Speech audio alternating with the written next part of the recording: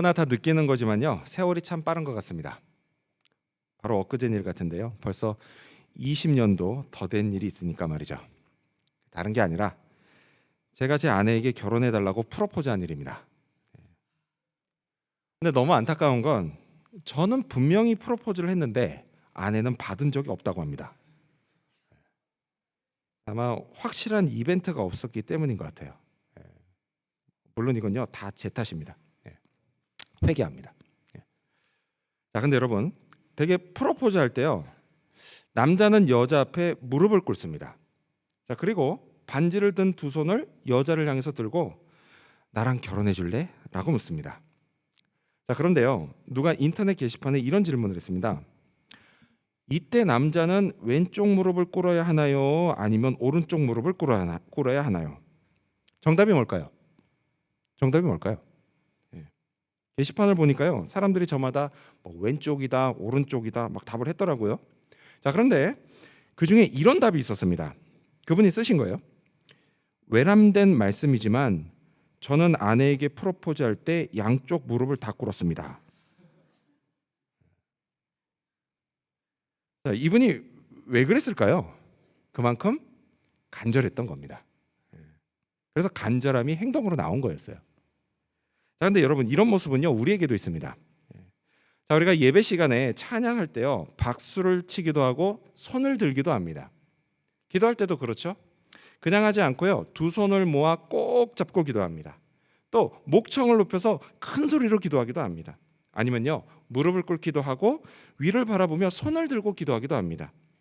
자, 이런 모습은요 다 하나님을 향한 간절함이 행동으로 나오는 겁니다. 매우 바람직한 모습이죠.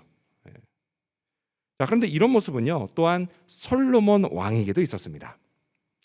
자, 7년 만에 드디어 성전 공사가 끝나고 언약궤가 지성소로 옮겨집니다. 그리고 곧이어 솔로몬은 하나님께 이 성전을 바치는 봉헌식을 거행합니다. 그리고 이 자리에서 그는 하나님께 간절히 기도합니다. 자, 그때 그의 모습을요 성경은 이렇게 말씀합니다. 열왕기상 8장 22절과 23절을 보면 솔로몬이 여호와의 제단 앞에서 이스라엘의 온 회중과 마주서서 하늘을 향하여 손을 펴고 이르되라고 되어 있습니다. 그는 하늘을 향해서 손을 펴고 기도하기 시작합니다. 자, 그리고요 이 기도가 끝날 때는 이런 모습으로 끝납니다. 54절을 보면 솔로몬이 무릎을 꿇고 손을 펴서 하늘을 향하여 이 기도와 간구로 하나님께 아뢰기를 마치고 라고 되어 있습니다. 나중에는 어떻게 끝나죠? 무릎까지 꿇고 매우 간절히 기도합니다. 자, 오늘은요 솔로몬의 이 성전 기도를 살펴보고자 합니다. 그는 7가지 기도 제목으로 기도합니다. 자, 그렇다면 그는 과연 무엇을 위해 기도했을까요? 그리고 또한 그는 무엇을 의지하며 기도했을까요? 이를 살펴보면서 우리가 꼭 명심하고 따라야 할 기도에 관한 교훈을 알아보고자 합니다.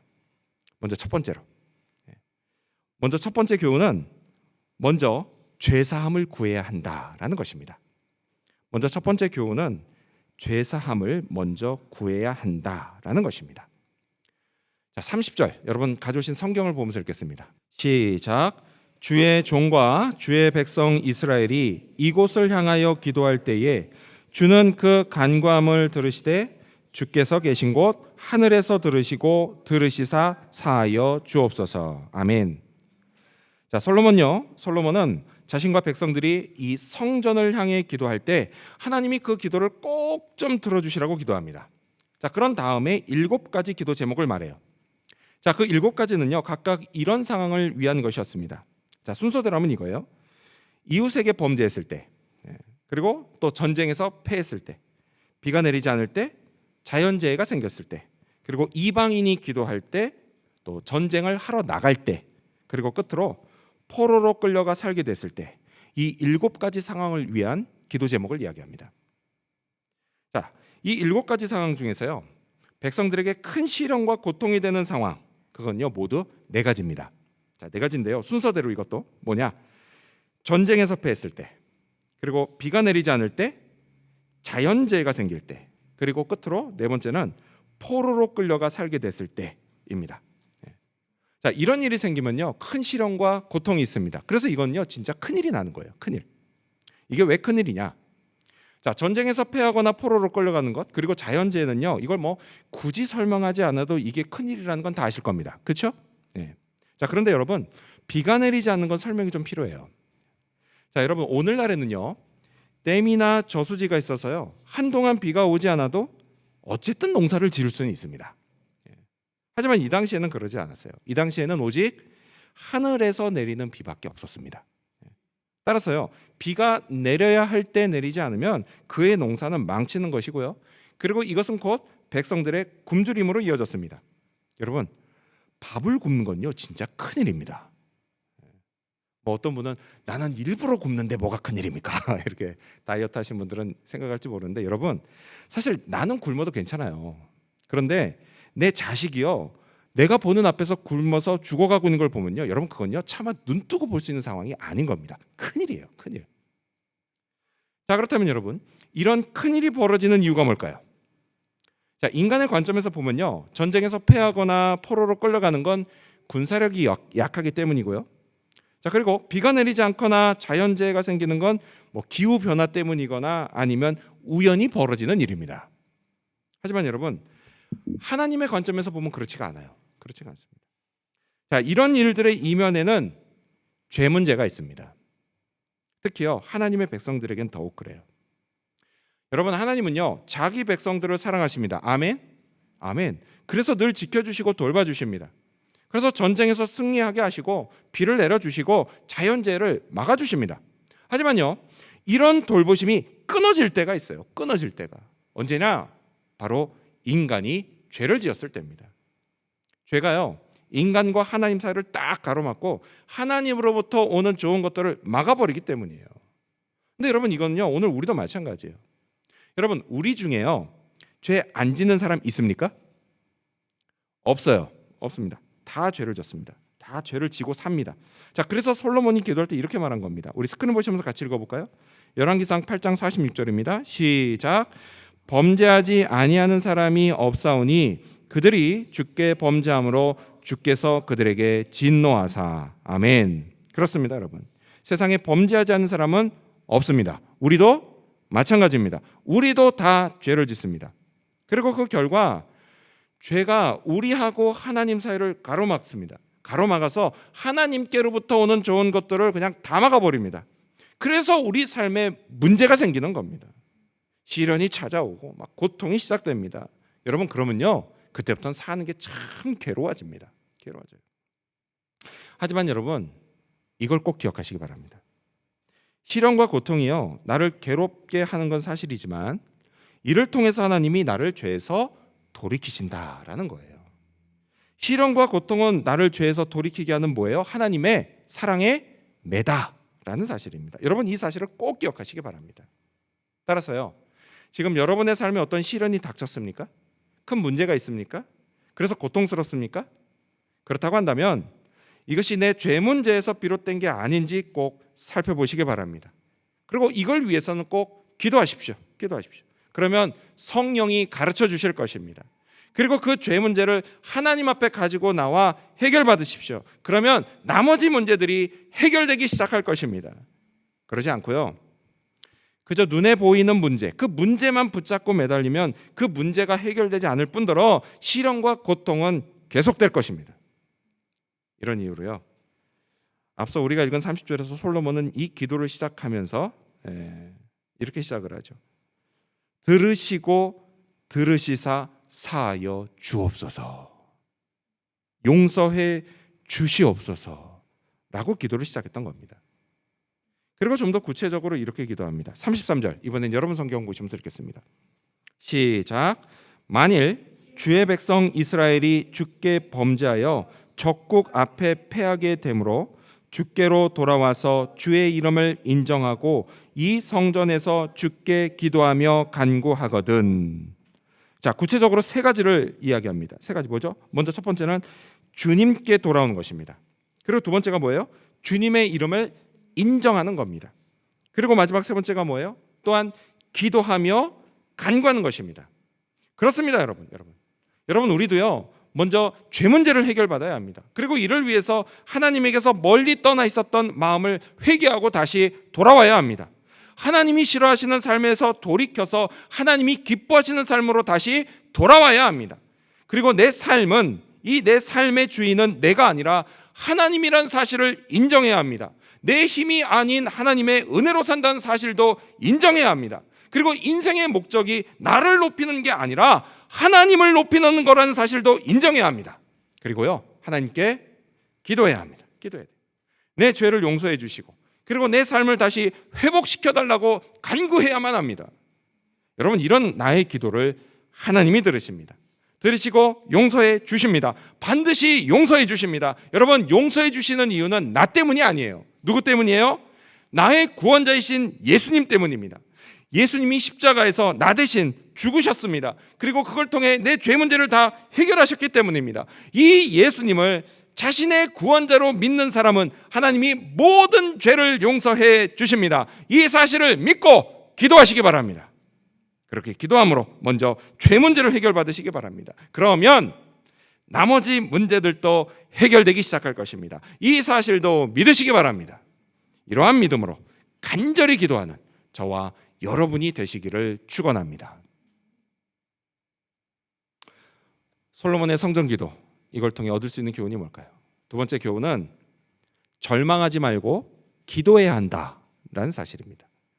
두 번째 교훈은 절망하지 말고 기도해야 한다는 것입니다.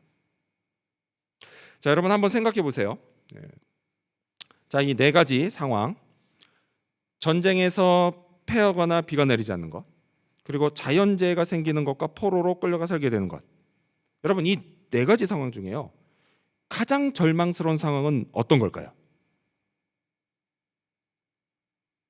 다시 한번 보기를 드릴게요. 전쟁에서 패하는 것 1번, 2번 비가 내리지 않는 것, 3번 자연재해가 생기는 것, 4번 포로로 끌려가 살게 되는 것. 이 네 가지 중에서 가장 절망적인 것, 여러분 생각에는 어떤 겁니까?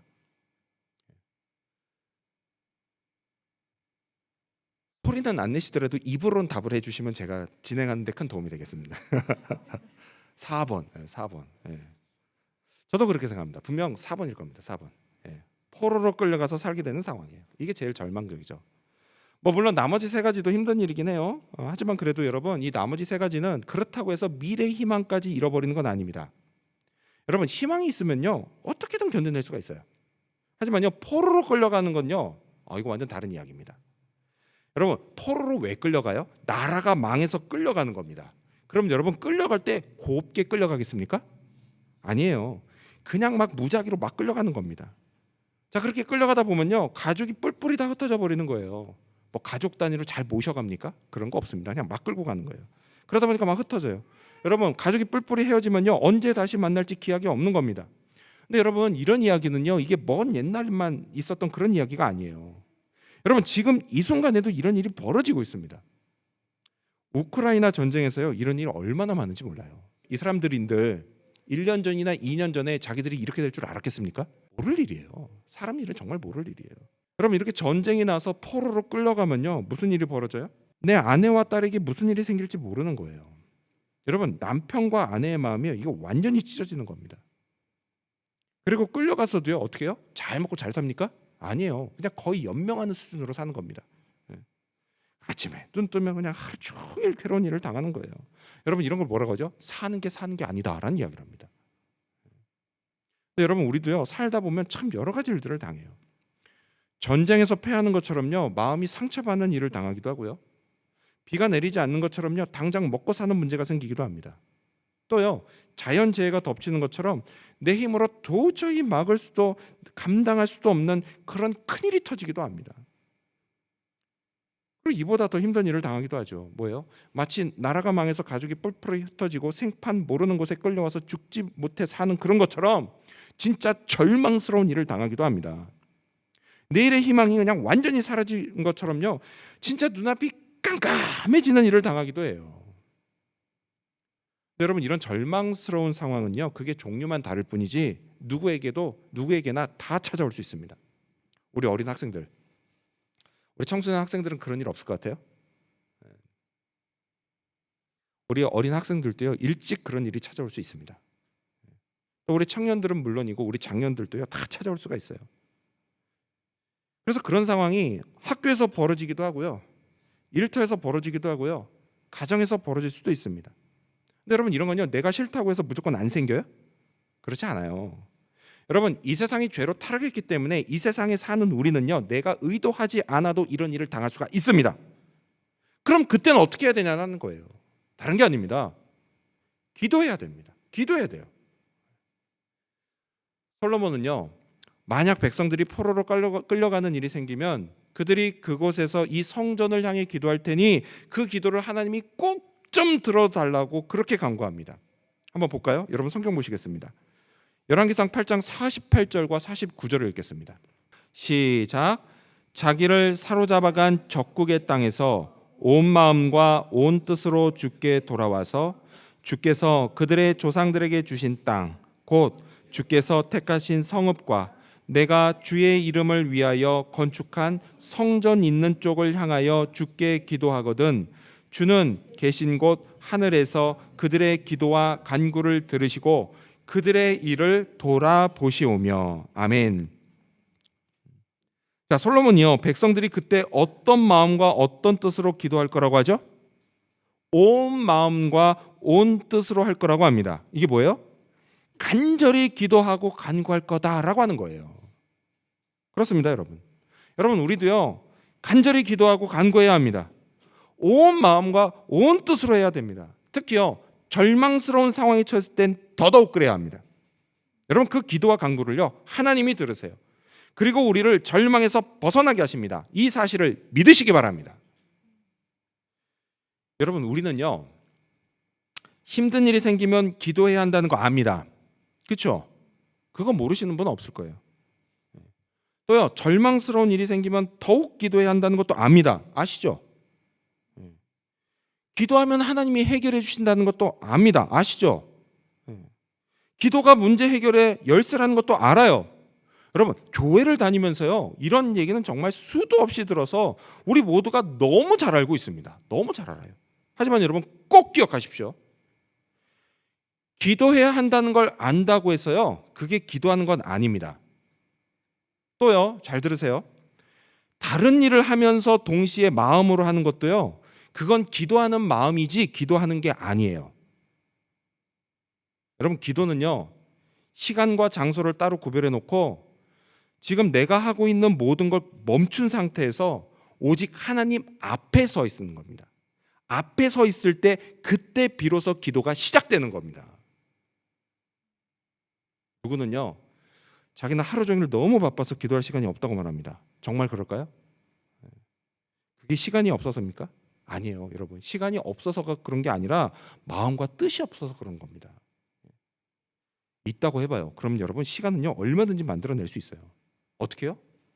일을 줄이든지요, 잠을 줄이든지요, 인터넷을 줄이든지요, 유튜브를 줄이든지요, 게임을 줄이든지요, 시간은요, 얼마든지 만들어낼 수 있습니다.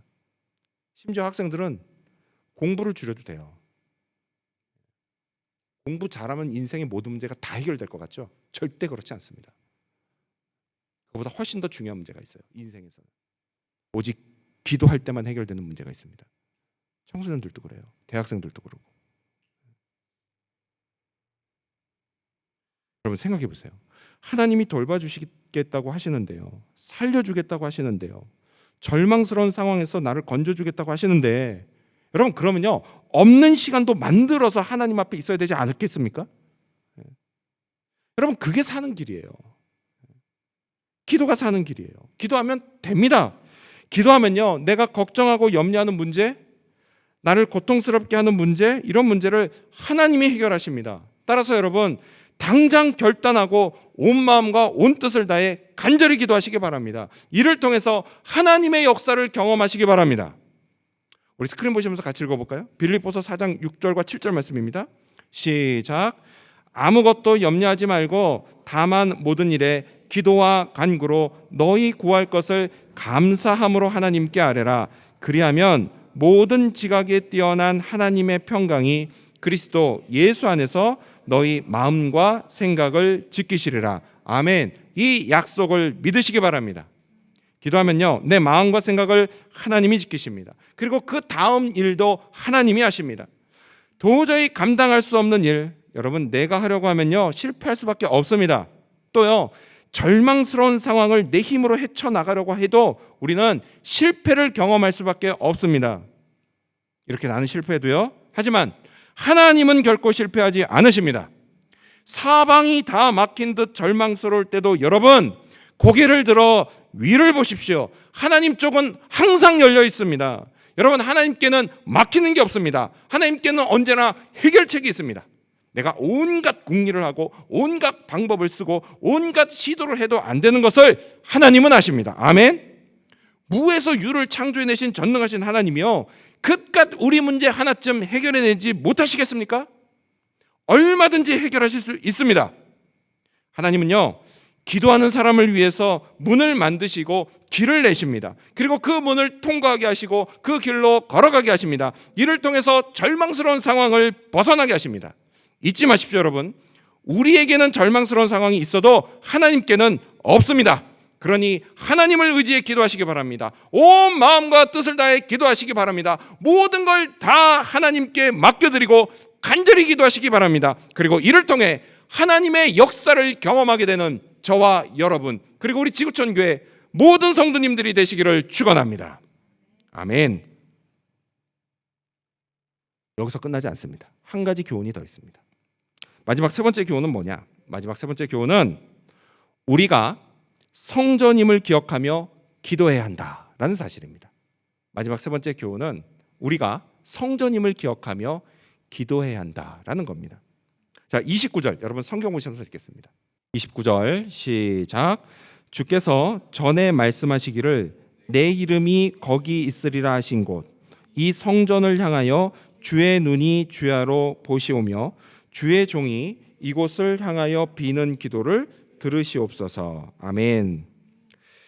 자, 솔로몬은요 성전에서 드리는 기도뿐 아니라 성전을 향해 드리는 기도도 하나님께서 들어주시라고 간구합니다. 아니 왜 성전을 향한 기도까지 들어달라고 할까요? 여러분 그 이유는 다른 게 아니에요. 현실적인 이유 때문입니다. 여러분 사람들이요 그냥 다 항상 성전까지 와서 기도할 수는 없기 때문이에요. 근데 여러분 또 다른 이유가 있습니다. 또 다른 이유는 하나님은 온 우주 어디에나 계시는 분이지 성전에만 계시는 분이 아니기 때문이에요. 그럼 하나님이 성전 아니라 어디든 다 계시면 아예 처음부터 이 성전과 상관없이 그냥 기도하면 들어달라고 하지, 굳이 성전에서나 아니면 또는 이 성전을 향해서 하는 기도를 들어달라고 한 이유는 또 뭘까요? 여기에 중요한 이유가 있습니다. 진짜 중요한 이유가 있어요. 뭐냐? 여러분 그거는요 성전이요 하나님과 백성들을 연결하는 매우 상징적인 곳이기 때문입니다. 이스라엘 사람들은요 내 기도가 성전을 통해 하나님께 연락된다고 믿었습니다. 연락된다. 네. 예전에는 연락된다라는 말을 많이 썼습니다 교회에서. 근데 요즘은 거의 안 쓰는 것 같아요.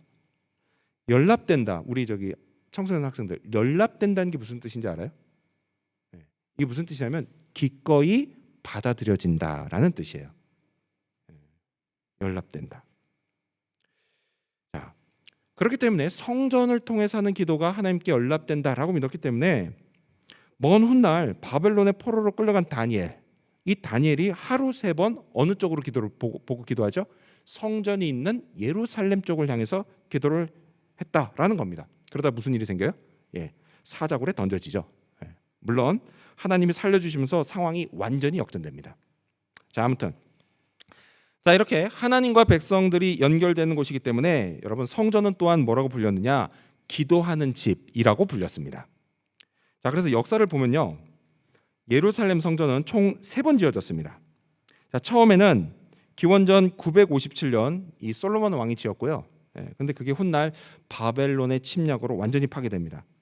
자, 그런 다음에 그 다음은 기원전 516년에 포로지에서 돌아온 수룹바벨이 지었고요. 그게 쭉 이어져 오다가 기원전 20년, 20년경, 그러니까 예수님 오실 때쯤이죠. 20년경부터 약 80년 동안 헤롯 왕이 이거를 훨씬 더 크게 다시 지었습니다. 얼마나 크게 다시 지었냐? 이 그림을 보시면 알 수 있습니다. 자, 참고로요. 여러분 보실 때 왼쪽에 있는 게 왼쪽에 조그마한 집 있죠. 이게 별채처럼 보이잖아요. 근데 별채가 아니라 이게 솔로몬이 지었던 성전입니다. 그리고 여러분 보시기 오른쪽에 있는 게 뭐예요? 헤롯 왕이 다시 지은 겁니다. 거기에 보강 공사를 크게 한 거예요. 물론 이제 스룹바벨이 지은 걸 거기서 다시 지었지만 이렇게 사이즈 차이가 어마어마하게 다릅니다. 그러다 보니까 이제 제가 지난주 설교 때 말씀드린 것처럼 예수님의 제자가 예수님한테 그러죠. 성전에서 탁 나와서 예수님 이 성전 좀 보십시오. 어마어마하지 않습니까? 그래서 이런 얘기가 나오는 겁니다. 아무튼 자, 그러면요, 왜 헤롯 왕은 성전을 이렇게 크게 다시 지었을까요? 다른 게 아니라 헤롯 왕이 유대인이 아니기 때문이었습니다.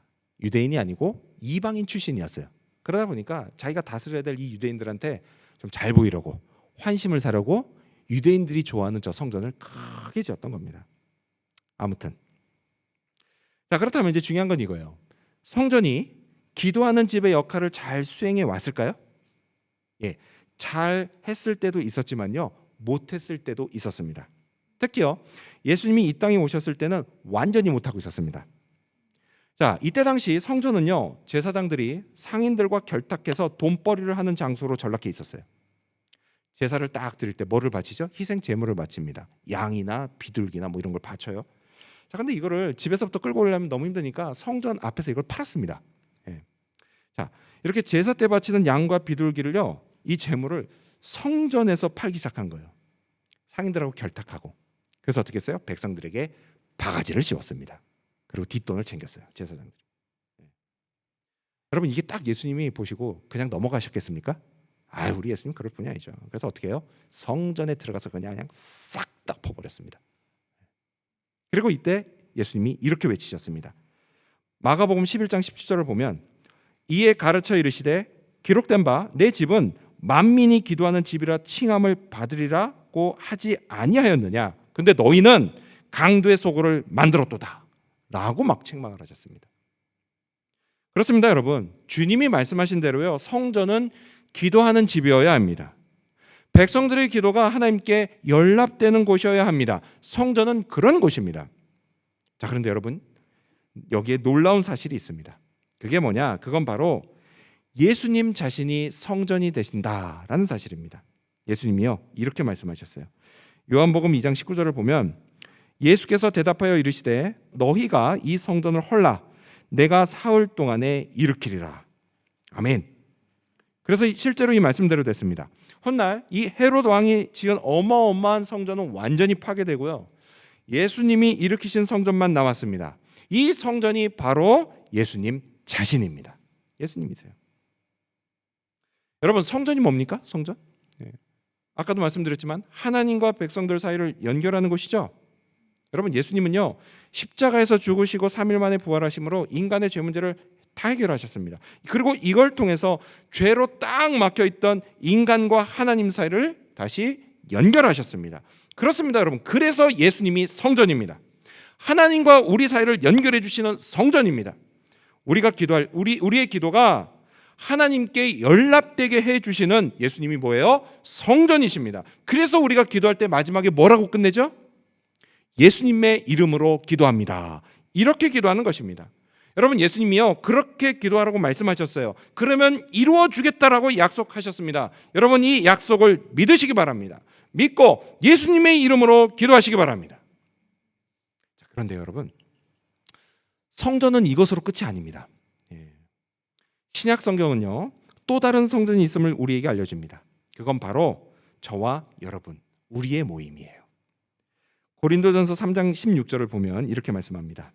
너희는 너희가 하나님의 성전인 것과 하나님의 성령이 너희 안에 계시는 것을 알지 못하느냐라고 말씀합니다. 너희가 성전이라고 말씀합니다. 두 가지 의미가 있어요. 어떤 한 개인을 가리키기도 하고 전체 모임을 가리키기도 합니다. 너희가. 그래서 뭐예요? 먼저는 예수님을 나의 구원자와 주인으로 믿는 사람, 그 사람 안에는 성령이 계시고 그 사람이 성전이 됩니다. 그리고 이와 동시에 이런 우리의 모임 역시도 성령이 함께 계시는 성전이 됩니다. 따라서 여러분, 우리가 함께 모여서 성전을 이루고 마음을 모아서 기도할 때 하나님이 우리의 기도를 들으시고 응답하십니다. 그리고 그 결과 우리는 기적을 체험합니다. 놀라운 일을 경험합니다. 삶의 시련과 고통에서 건짐을 받습니다. 불안하고 두려운 일에서 구원을 받습니다. 막막했던 진로의 문이 열립니다. 망가진 삶이 다시 회복되기 시작합니다. 이 사실을 믿으시기 바랍니다. 그래도 아직 잘 믿겨지지 않는다라는 분, 그런 분이 있다면요, 예수님이 하신 이 약속은 믿으시기 바랍니다. 우리 스크린 보시면서 읽어볼까요? 마태복음 18장 20절입니다. 시작. 두세 사람이 내 이름으로 모인 곳에는 나도 그들 중에 있느니라. 아멘. 그렇습니다. 우리가 예수님의 이름으로 함께 모여 기도하면 역사가 일어납니다. 그 자리에 예수님이 계시기 때문입니다. 여러분, 우리 주님은 전능하십니다. 아멘. 못하시는 게 없으십니다. 그래서요, 세상 사람들이 다 안 된다라고 해도요, 주님이 된다고 하면 그 일은 반드시 이루어집니다. 여러분, 이게 우리에게 얼마나 큰 축복인지 몰라요. 여러분, 우리가 함께 기도하면 역사가 일어납니다. 기적이 벌어집니다. 기쁨과 즐거움을 얻습니다. 여러분, 이런 축복은요, 세상 사람들은 모릅니다. 오직 우리만 알아요. 우리만 압니다. 여러분, 우리 이민자들에게요, 현실적으로 가장 큰 어려움이 있다면 아마도 신분 문제가 아닐까 싶습니다. 안정적인 거주가 가능한 영주권을 얻기 전까지는요, 비자 문제가 늘 우리를 힘들게 해요. 이 비자 문제로요, 지난 수개월 동안 우리 교회 형제 자매들이 줌 미팅으로 모여서 함께 기도했습니다. 심사를 앞두고 길게는 한 달 동안, 누구를 위해서 한 달 동안, 또 짧게는 1, 2주 동안 매일 밤 줌 미팅으로 모여서 함께 기도했어요. 모든 심사가 그랬습니다. 매번 한 사람의 인생, 그리고 그 사람의 가정, 그 미래가 걸린 매우 중요한 심사들이었어요. 어떤 건요, 법무사조차 이거 불가능하다고 말한 그런 심사도 있었습니다. 하지만요, 우리 형제 자매들은 포기하지 않고 끝까지 함께 기도했습니다. 그리고 그 기도를 하나님이 들으셨습니다. 그리고 매번 통과시켜 주셨습니다. 할렐루야! 아멘! 아멘. 여러분, 저는요, 하나님이 심사를 통과시켜 주신 것도 감사하지만요, 또 감사한 건 하나님이요, 우리의 기도를 다 듣고 계시다는 걸 확인시켜 주신 게 참 감사합니다. 그렇습니다, 여러분. 우리가 성전이 되어서요, 간절한 마음으로 함께 기도할 때 우리 예수님이 함께 계시고 우리 하나님이 역사하십니다. 성령이 우리를 인도하십니다. 그렇다면 걱정할 게 뭐가 있겠습니까? 걱정할 게 뭐가 있어요? 없습니다. 혹시 여러분, 지금 절망스러운 상황에 빠져 있습니까? 장년들은 시련이 찾아와서 고통 중에 있습니까? 우리 청년들은 앞날을 생각하면 한숨만 나옵니까? 그리고 우리 학생들은 방학이 너무 빨리 가는 것 같아 걱정입니까? 그렇다면요, 여러분, 걱정은 그만하고 이제 기도하시기 바랍니다. 기도하면 됩니다. 기도하면 이루어집니다. 기도하면 새날이 찾아옵니다. 기도하면 주님이 돌보십니다. 주님의 뜻이 나를 통해서 이루어집니다. 그렇게 새로운 인생을 살기 시작합니다. 이 사실도 믿으시기 바랍니다. 이러한 믿음으로 이번 한 주도 기도하며 하나님의 역사를 경험하게 되는 저와 여러분, 그리고 우리 지구촌 교회 모든 성도님들이 되시기를 주님의 이름으로 축원합니다. 기도하겠습니다.